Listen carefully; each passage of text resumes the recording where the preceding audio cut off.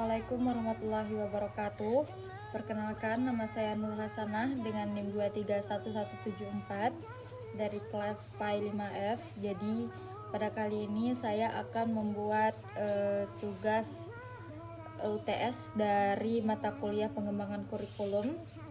Langsung saja, yakni pada pertanyaan yang pertama sudah saya rangkum jawaban-jawabannya.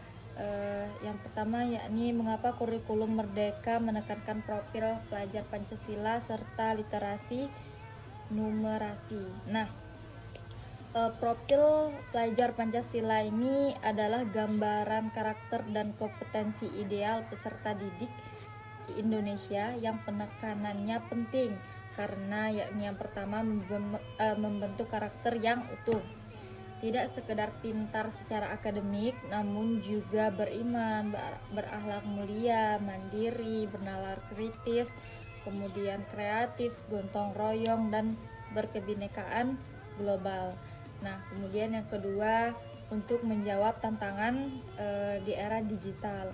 Nah, di mana peserta didik ini butuh kemampuan berpikir kritis, empati, tanggung jawab lingkungan dan moralitas. Kemudian memastikan pendidikan tidak hanya berorientasi pada pengetahuan saja, tetapi juga dalam pembentukan karakter yang relevan dengan kehidupan sehari-hari. Nah, kemudian untuk pembahasan tentang literasi dan numerasi. Nah, tekanan literasi numerasi diberikan karena literasi adalah kemampuan memahami informasi, berpikir kritis, dan menilai kebenaran informasi yang sangat penting di era informasi digital ini. Kemudian numerasi diperlukan untuk menganalisis data, membuat keputusan berbasis angka, dan memecahkan masalah sehari-hari. Kemudian penelitian global itu berupa PISA atau UNESCO. Nah, menunjukkan rendahnya literasi numerasi di Indonesia sehingga perlu penguatan yang sistematis. Jadi dua kemampuan ini menjadi fondasi bagi semua mata pelajaran dan kehidupan nyata. Nah, kemudian untuk jawaban nomor 2, nah, yakni materi PAI yang cocok untuk memasukkan tema sustainability atau penurunan kuantitas dan kualitas air. Nah, sebagai guru PAI, tema ini dapat diintegrasikan dengan materi yang A itu akhlak terhadap lingkungan. Nah, masuk memuat tentang menjaga kebersihan lingkungan sebagai bagian dari iman. Kemudian larangan berbuat kerusakan atau fasad di atas muka bumi ini kemudian bisa dimasukkan dalam materi fikih, yakni bab toharoh atau bersuci, yang mana air sebagai syarat sah wudu dan ibadah. Kemudian jenis-jenis air dan mensucikan. Kemudian kebutuhan air dalam ibadah membuat peserta didik memahami pentingnya menjaga sumber air. Kemudian masuk juga dalam materi ayat-ayat Al-Quran tentang lingkungan atau alam. Nah, contoh relevannya dalam dalil ini bisa masuk ke dalam materi tafsir. Nah, masuk ke dalam Quran surah Al-A'raf ayat 56 tentang larangan membuat kerusakan di atas muka bumi. Kemudian Quran surah Al-Anbiya ayat 30 yang berisi tentang dari air kami jadikan segala sesuatu yang hidup. Kemudian Quran surah Ar-Rum ayat 41 tentang kerusakan di darat dan di laut akibat ulah manusia. Kemudian bisa dimasukkan dalam nilai-nilai khilafah atau kepemimpinan manusia di bumi. Nah, ini bisa berkaitan dengan manusia sebagai khilafah, wajib menjaga keberlangsungan bumi, kemudian tanggung jawab moral, ekologis dalam Islam, kemudian bisa masuk ke dalam materi hadis juga tentang kebersihan dan hemat air, yakni berisikan tentang larangan boros air meski berada di sungai. Nah, kemudian semua materi ini sangat relevan karena pendidikan agama Islam tidak hanya mengajarkan ibadah ritual tetapi juga etika dalam menjaga lingkungan sebagai bagian dari iman dan akhlak. Adapun rencana implementasi pembelajaran berbasis proyek atau PJBL dengan tema sustainability dengan isu penurunan kuantitas dan kualitas air dalam mata pelajaran PAI. Nah, adapun langkah-langkahnya yang saya rangkum, yakni langkah pertama itu penentuan masalah atau project launch. Nah, guru mengajak siswa mengamati penurunan kualitas air di Bangka Belitung, misalkan berdasarkan laporan DLHK. Nah, fenomena air keruh, pencemaran sedimentasi, limbah rumah tangga, kemudian dampaknya pada kebutuhan wudhu, kebersihan masjid dan ibadah. Nah, misalkan kan banyak kan kebutuhan air yang dipakai oleh santri-santri. Nah, itu juga berkaitan.